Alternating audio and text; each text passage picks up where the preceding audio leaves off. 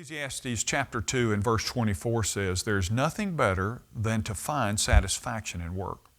You know, there are going to be times in life when it feels like, well, there's too much to do and not enough time to do it.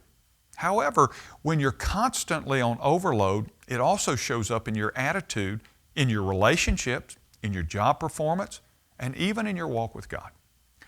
If that's where you are today, well, here's some things that you can do. First of all, pray. The Bible says to cast your cares on the Lord and He will sustain you. He will never let the righteous be shaken. So before you just fall apart, ask God for the wisdom to evaluate what you are doing and then be honest with yourself about why you're in this predicament. The writer of Proverbs says this, "Do not wear yourself out to get rich. Do not trust your own cleverness. Cast but a glance at riches, and they are gone, for they will surely sprout wings and fly off like an eagle." So today, ask God to show you where you may be sacrificing your peace and your health and even your relationships on the altar of materialism.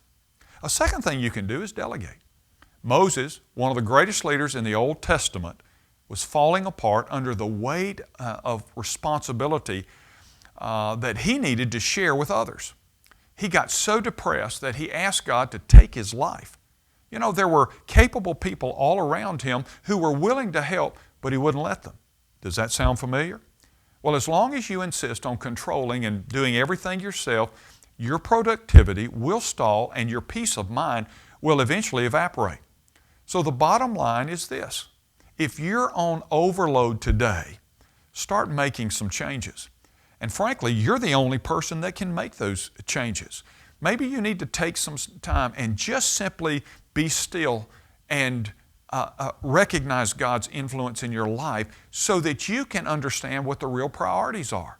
There are people around you. God hasn't given you more than you can do. So look for the way to delegate and seek Him. I'm Ray Jones, and that's another heart truth for your day.